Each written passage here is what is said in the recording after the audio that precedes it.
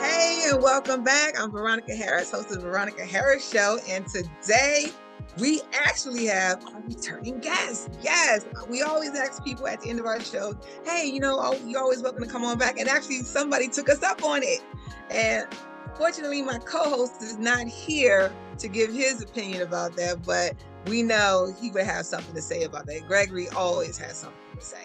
But today we welcome Ricky Goings, and he is not alone. He has also brought with him Mr. Kareem Rush. Yes, retired NBA player Kareem Rush. And we're going to be talking to both of them about what they have been doing and the exciting endeavors that they have coming up in the DMV in terms of basketball. Yes, basketball in the DMV. What an amazing thing. And so welcome, Mr. Ricky Goins. How are you? Thanks for having me. I'm doing well. Oh, God, thank you for coming back. Like I said, we always ask for people to come back, and you actually took us up on that. So, and hello, Mr. Kareem Rush. How are you? Doing well. How are you? Good to finally see the face, because before it was just I was always either hearing the voice or just seeing the pictures. Yeah. So, and you actually look like your pictures, so that's a good thing. Well, thank you. That's a good thing. So, Ricky, let's get right into it. For those viewers that haven't seen you on the show before, just tell us a little bit about yourself. Give us a little bit of your background. Oh man, I'm just a local of the DMV. I've done a lot of work in different areas of basketball. Last time I was on the show, I was just completed my first year of the Legend Coalition. I was running my nonprofit, Everyone Deserves a Shot, helping kids get scholarships, and I was doing my combine, the 30x30 Select, which helped kids get scholarships as well. Since then, since the 2019 was the last year I did the Legend Coalition. So from there, I went and started a semi-pro team that kind of merged from the Legend Coalition with Steve Francis and Jason Muscuri called Team Society. COVID kind of put a stop on that. So during COVID, I stayed active. I did a couple outdoor summer leagues for kids, a couple men's summer leagues. And around 2022, I connected with Kareem. I was brought on to assist with the ABL, the Alumni Basketball League, and building that into a national powerhouse. From my experience of running the Legend Coalition, I've gotten real heavy in the NIL space. I've consulted for several schools, University of Maryland, a couple of other schools on how to build out NIL. I've become the chief operating officer of the Capital Classic, which was brought back last year for the first time since the pandemic. And now I'm actually going to be taking over as owner of the Washington, D.C. Basketball Hall of Fame, which is a project I'll be taking on. So. Okay, we're gonna Washington D.C. Basketball Hall of Fame. Okay, is this new? Because I've never heard of it. So I was given equity in the Capital Classic, and the owner of the Capital Classic also owned the Metropolitan D.C. Hall of Fame. Wow. So this is why we're gonna have to have another show, because we got to know all about this, because this is not what I've ever heard. So with the Washington D.C. Hall of Fame, real quickly, because I want to get to Kareem. So this will be focused on basketball players from the Washington, D.C. area, or from the whole DMV area? Really the DMV. So Robert Geegan, who started the Capital Classic and the McDonald's All-American game, has started the Metropolitan D.C. Basketball Hall of Fame. He inducted, a few people were inducted, and then of course kind of COVID came. So now they're doing another ceremony, and I just want to be able to go in and make it a bigger event, add a tournament, a classic for the kids. Have a permanent location for right now it's only on the website. I want to work with DC government to have a permanent location, and really have a more inclusive board of who is selected. So it makes, it's more transparent. Those are my goals going in, but that'll be something I'll work on in 2024. Okay. But all right, well, that is awesome. Well, I'm already starting. You're your first person hearing this. Exclusive breaking news. Anyway, so I'm already starting my campaign to get Gregory inducted. So anyway, all right, Mr. Rush, how are you again? I'm doing well. As many of our viewers may not know, but I'm sure our basketball old heads know about you, because when Ricky mentioned your name to me, I was like, oh yeah, Kareem Rush, I remember him back in the day. And then I say, oh, you also have siblings who played basketball, Jerron Rush and Brandon Rush, correct? Correct. Okay, but we're not going to talk about them. We're talking about you.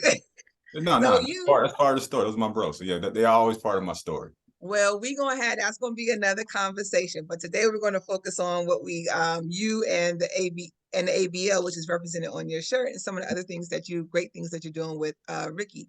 So tell us a little bit about yourself. I know from doing my readings about you, you are from Missouri, correct? Yeah, born and raised in Kansas City, Missouri. Kansas City, Missouri. Middle brother of three. Oh, wow, that's exciting. And I remember, of course, I came to know you through basketball, and you played for the University of Missouri that I know. And I also know that you were picked in the first round of the NBA draft. You left after your junior year, and there were some pretty big people that were in your class Oh, that yeah. you got drafted with. Yeah, Yao Ming. Yeah, Yao Ming, he was the number. Yes, he was I was thinking. Jason I was Williams. thinking, 'cause I was with my producer last night. We were going through and we were looking like, okay, who is he drafted with? And I know it was Chris Wilcox and Yao Ming and a lot of big people. Yeah. So I had a nice draft class.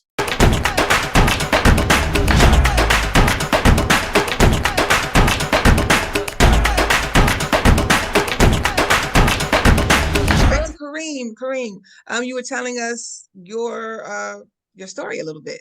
Yeah, middle brother, three from Kansas City. Obviously, played in the league for 7 years. Younger brother played for 10 years.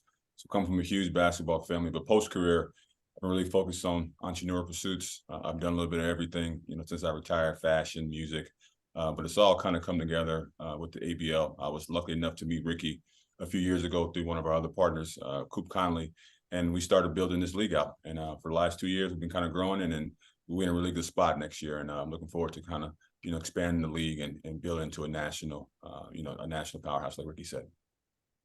Okay, so you mentioned, both of you have mentioned the ABL, so that's what I really want to talk about today. The ABL is the Alumni Basketball League. Now, what exactly is the Alumni Basketball League? Like, who makes up the players, the teams, so forth and so on? Yeah, the ABL is the Alumni Basketball League. Is for all college alumni teams. So anybody that attended these colleges, is kind of a collective of guys that maybe play together, but all have that same affinity and touch to those universities. So last year we had Georgetown versus Maryland back in the DC area, sold that out. This past year we had 5 games slated, but we only ended up doing 2. We had West Virginia versus Maryland. We also had Syracuse versus Georgetown. So next year we're expanding. We're doing more of an invitational style where we bring in 6 teams to one location, do a 2 or 3 day event where we bring in, a musical artist, do a family night. Because part of what our league is, we really want to, zero in and hone in on that collegiate fandom and nostalgia. So from alumni associations to the fan bases, we want to get those opportunities to come back together. The players love it because a lot of our players are overseas guys. So, and they were stars in college, so to have those fan bases get back and connected with them, guys love it. And like I said, Ricky's done a great job of organizing all our teams and making sure that they run smoothly. He's been my ace in the hole. So I'm very appreciative of what Ricky's done to grow the league so far. Okay, that is awesome. So that was basically the ABL in a nutshell. So I believe so how many teams do you have now in the league? I'm sorry. We have around 12 teams signed. Okay. Some haven't played games yet. Mm-hmm. The goal is to give these teams time to, work on building a fan base, building their rosters, building it into a business. So they can become almost like individual franchises. It takes time, it takes work, it takes building in the community, it takes brand awareness and support from us on the corporate level. So we hope to have maybe 20 teams soon, but we want to make sure that those teams can execute right. So it's about finding the right GMs and making sure they're bringing the right energy we need. So I really like what you're talking about, what it is you want to do, because it sounds to me that this is really community based. It's like really bringing basketball back to the fans, to the community, and touching on that nostalgia. I remember when you first told me about this and you said Syracuse versus Georgetown, I was like, oh my God, that's like the biggest game of the week that they used to have, like Georgetown versus Syracuse. Like I couldn't wait for that to come on TV so I could watch that. And at a time when it has become increasingly more expensive to go see professional sporting events, I think it sounds to me that this is something that will be very affordable for, just the average family of 4 or 5 to go to, and it won't cost them an arm and a leg. Is that correct? Yeah, we want our games to be affordable. Ideally for me, I want us to have like a $10 ticket so we can really have the community come out and support. Buying merchandise, doing all those type of things. So we've recently locked in a media deal with distribution, so it allows us to not be really focused on the price of our games to really make our dollar. Now we just want to create an environment where we got tons of fans, tons of support from those local markets. So when we do start selling franchise in 2 or 3 years, we already got the built-in community that's going to be supportive of those teams that come to the game. So yeah, we are family first, we're community first. We're doing a lot of stuff with our nonprofit. A lot of our players do tons of great work off the court in their nonprofits in the community. So how we can kind of attach to those players and those communities is how we're going to build our league, for the long term. Okay, definitely. Oh, that sounds awesome. I'm all about the community and how we can help enhance it. So, but what I've also noticed through following, Ricky, I follow you on Facebook and I see you on Instagram. And then Kareem, what I've just been reading about you is that with the addition of NIL, which is name, image, and likeness, that gives athletes, collegiate athletes, a chance to make money while they're in college and to capitalize on their social influence, their brand, if you will. And I see that with these leagues and these various avenues that you are creating for young people in terms of basketball, but also for academics, you're also focusing on the financial piece of sports as well, which sports is a business, it's big business, even youth sports. So, how do you see yourself continuing on that work with what you're doing? So NIL, part of the thing is most kids aren't educated on how it works. They're not educated on, how you go about getting deals, who can give them, what does compliance look like. So one thing we did with the ABL was we offer NIL deals to college kids that were on the current teams at those schools to advertise for our games. So we paid them, a couple dollars here and there to do multiple posts to their stories, Instagrams, Twitter, and all those things. And in a way, we're also educating them on NIL. So, for example, when you sign a deal with us, there's a contract you sign that says, "Hey, we're going to pay you for this, but you have to do these amount of things, and this is what you're getting paid for." And a lot of young people don't understand that part. They feel like, "Oh, you're just paying me for being me." But no, we're paying for the audience that you have. So they are learning that they need to grow their following. They need to grow interactions with their following, and they need to be able to show results. You need to be able to show how when someone pays you for your name, image, and likeness, they benefit from it. If not, you won't get that second and third deal. And there's a difference between pay for play and actually using your popularity to bring value to your school. Now, laws are changing to where now schools can directly deal with NIL. They can set up their own collectives. They can have they can build relationships with recruits and things like that. That wasn't allowed before. A lot of states are changing their state laws, but the ABL, it gives, athletes another opportunity to make some money using their popularity. Kareem, you want to follow up on that?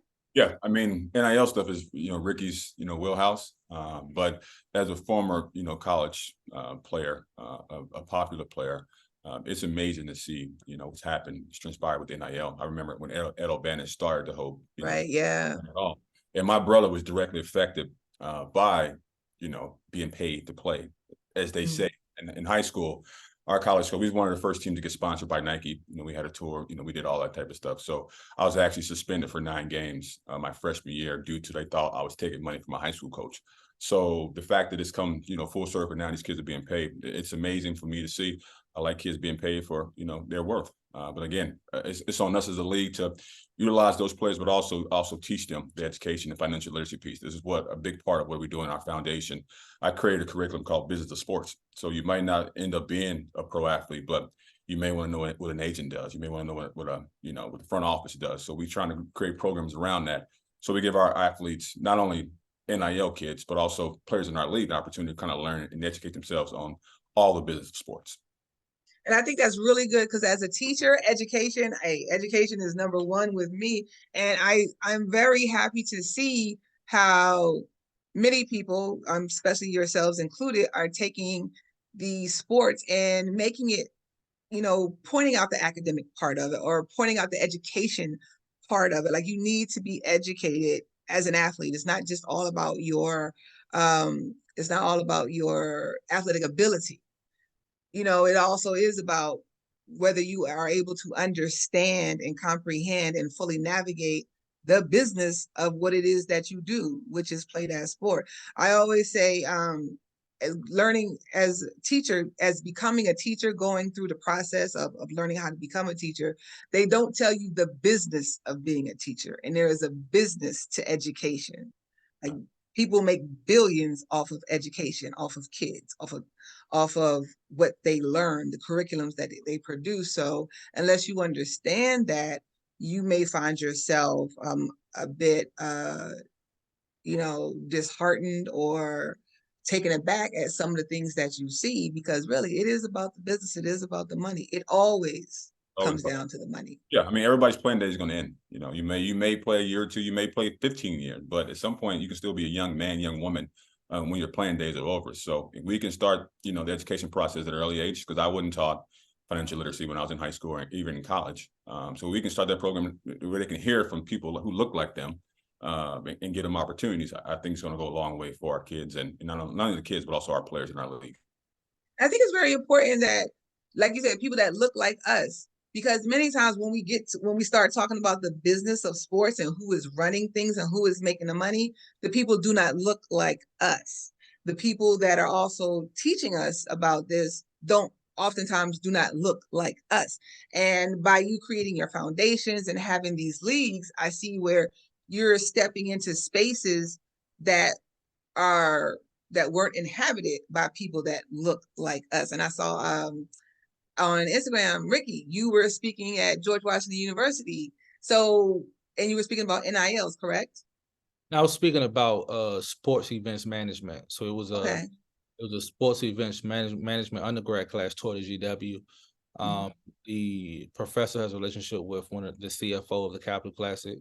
So they asked us to come speak normally once a year. This is my first time going to talk about what it means to really plan events at a high level, as well as offering them internships and opportunities to volunteer at different events. So I was more so speaking about the details that go into event planning, how you organize yourself and how you delegate, and some of the complications that go with negotiating TV deals, and just give them the full experience to what they have to think about while they're doing it, and the deep thought processes I go through.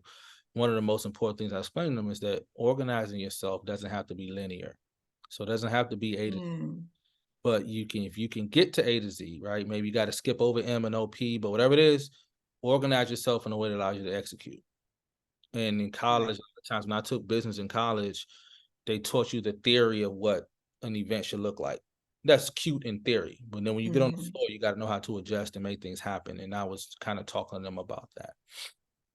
All right, that sounds good. And Kareem, you said you created a curriculum.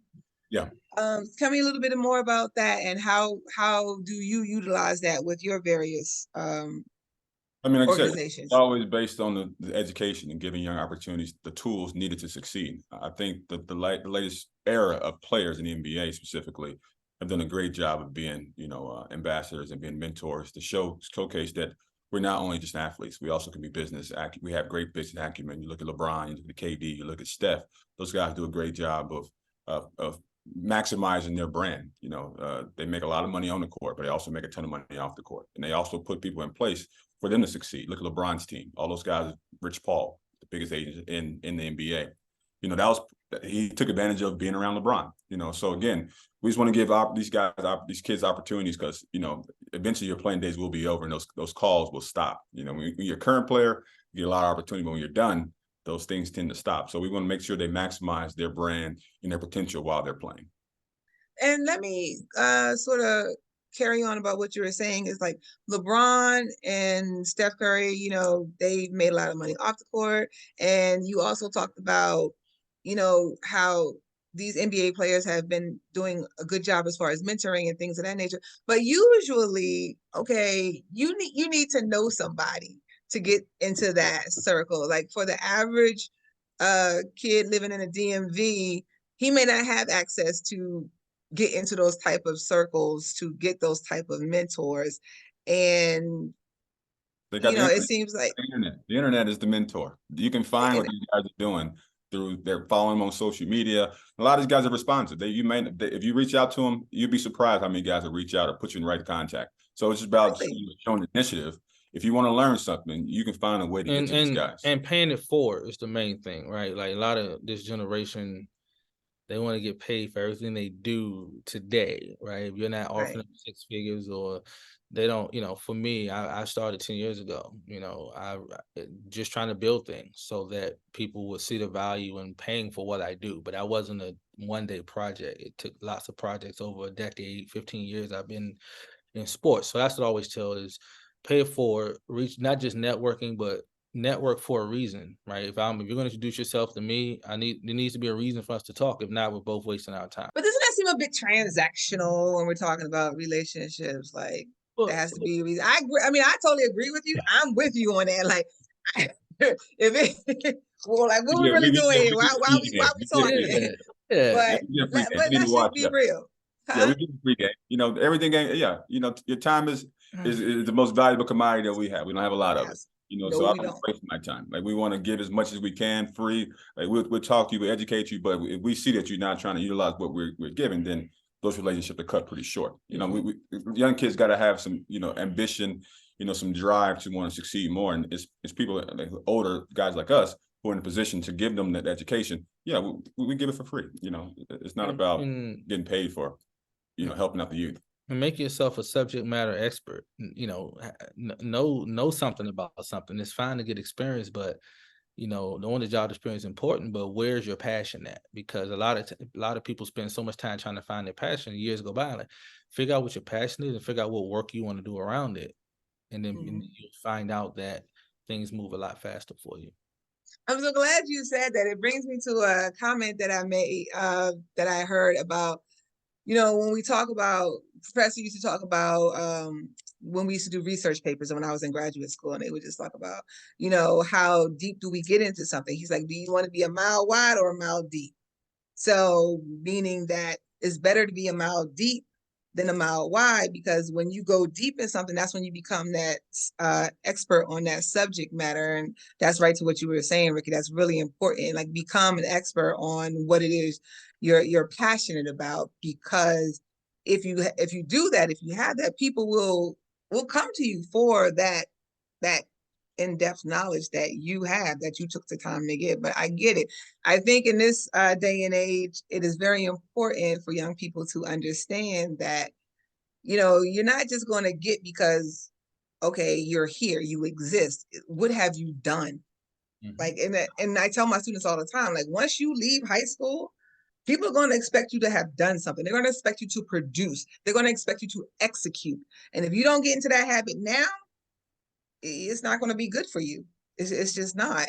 And I'm glad to see that you also expect the young people that come to you to, like, they have to do things on their own. They have to kind of, go get it. You will help and provide support, but they need to get it on their own. So I think that's very good. That's very good. I wish more people would do that about their people, with people they deal with. So let's move on. Let's talk about something else. Kareem, so with you and into your basketball career, and you played for a while, when is it that you found, or when did you decide? I know you had the knee injury, but when did you decide, like, this is it for me, I need to do something else? Or when did that even come into your mind, that whole process? I need to do something else. It never came to my mind. I still see myself as an NBA player. I think I can, if given 20 minutes, I'll go out there and give you at least 10. Well, you look like you can still play. You do. That mindset never changes. But around 2013, I was coming off my injury, like I said, a devastating knee injury, microfracture. I was out 2 years. Ooh, microfracture. In 2013, I started playing in the D League, in the G League. This is a D League back then. Now it's a G League. Correct. I played about a month and realized that I hated the G League because it's a different type of lifestyle than I was accustomed to playing professional basketball. Of course, I'm sure. Yeah, so that was just really depressing for me. So then I tried my hand in coaching for a little bit, but then I hated coaching because I was like, I can still go out here and bust these dudes' ass. So I didn't really like coaching. So then I was like, okay, yeah, I always had different interests as a young kid. Like I said, by that time I was heavy into music. I released my first single a couple years prior. So my entrepreneurial bug was kind of itched in, and I started kind of just exploring what was next for me. I knew a lot of people through my NBA connection, and started kind of realizing what my next step was going to be post basketball career. So that's when I started business. I started fashion. I started doing a lot of different things. But again, they all culminated in, with the ABL. So that took, it took 8 years before I really kind of found my next move, which is this. So again, like Ricky said, you got to put in the work, and eventually you're ready for when that time comes, and you can maximize and that moment. And we did 2 years ago. Yes, and I remember. So as I was looking, Googling you, to say Google me, I was Googling you. Yeah, you were into real estate. I didn't see the fashion part, but yeah, you were into real estate. So now we hear you into fashion. I knew you were into singing, R&B singer that you are. And then you had like a brand consulting company, all that. So you really not gonna say dabbled, because I'm pretty sure you did more than just dibble and dabble, but there's a lot of things that you have been involved with since you stopped playing. Yeah. Just kind of utilizing those resources and those connections that I made throughout my course of my career. People who I know people who are big in business that I've looked up and try to replicate what they're doing, and bring to what I know. Like I said, fashion, all this stuff was great, but at the end of the day, I know basketball. That's what I'm a master at. So Okay. for me to that's your subject, your subject of expertise. Find a business that I can build around what I know. So now people see the ABL. Okay, yeah, we trust Kareem because he played in the league. He played, so they're not questioning what I'm doing. But again, over the course of the last 7 years, I learned how to build websites, learn how to, design logos, know how to do marketing, know how to source, clothes. So all those things that I've done, all come into play, with the ABL. Right. And so with the ABL, I know you and Ricky are now working together on this. Like, where do you see it going 5 years from now? Like, where do you see it? It's going to be the third largest, professional league here in the States. Okay. Probably overseas by then. We probably have a bunch of NBA guys who own our teams, because at the end of the day, I want all our owners to be former players. So it could be a collective of players. So imagine, like I said, the KU guys, my brother, Mario Chalmers, all those guys buy and own their own franchise, run it that way. Draymond Green owning the Michigan State team, so that's what I see as division. I want to have 64 Black owners who own our teams in our league. If I see pickleball for $5 million, why not a basketball? The thing that I teach in my PE class. Yeah, I mean, KD, LeBron, they bought into the Major League Pickleball, which is it's a great sport, but basketball is probably the biggest sport behind football here in the States. And what's different between our league and the TBT? We already have an existing fan base. Our teams they're college teams basically. They got college nostalgia. They have college fan bases already built in. So you're born into these teams. Yes. You're born into loving these colors. So that's what we kind of honing in on. It's really just, like I said, college nostalgia and college fandom, and we're building an ecosphere around that, from media to games to merchandise to gambling. All these things that we can center around college basketball ecosphere is what we're trying to maximize. Gambling. I mean, I know people gamble all the time. Put that in there too. Like gambling. A Duke, North Carolina game. You know how much money can be on that game? I do know. I have several colleagues. So we need a piece of it. We need a piece of all that. That's yes, you're right. You're absolutely back to our players. I want to fatten our players' pocket. I want to extend their careers. I want them to look at the ABL and say, okay, this is a way that I can make money for my family instead of going overseas. Like our guys go overseas and get lost. Why not be able to play here at home, make $100,000 throughout our league, and then during the fall, which mirrors the college season, we do appearances, we do camps. So we want our guys to stay home. So sports is obviously a huge deal. Media, there's so many outlets to push our content.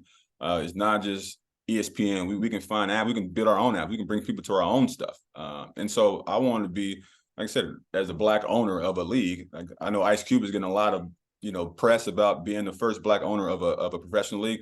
That's where we're coming in. We want to be the second, and we want to be bigger than the big three. And I think we have an opportunity to do so because, again, we're not brand new IPs. We got teams, we got players that people know and love and have built-in fan bases already ready to attach to those players. We just got to do our part as marketing and get the word out of what we're doing. And once we do that, we should be in a good spot. All Oh, well, this has been a great conversation, but like I say all the time goes by too fast. I would like to thank Mr. Ricky Goins for coming back. I would like to thank Kareem Rush for this is your first time here, and you are always welcome to come back. And I encourage all the people that are watching the Veronica Harris Show to look out for these various events and activities that are going to be sponsored by the ABL. The Capitol Classic, I will know I'll continue to look at that, especially since I know who's running it. I'm also going to look out for the DC Hall of Fame, since I know who's running it. I will be starting my campaign for that, for Gregory. So this has just been a very educational, I would say, episode, and I look forward to seeing you both again and seeing what you will continue to do, because it sounds awesome. This is what people like us need to do. We need to own. We need to have our own ownership, and you're providing that opportunity. That's priceless. Appreciate it. Thank you. Thank you. All right, and as we always say, or I always say to the people out there, thank you for watching the Veronica Harris Show. I'm your girl, Veronica Harris, and we'll see you next time. Deuces.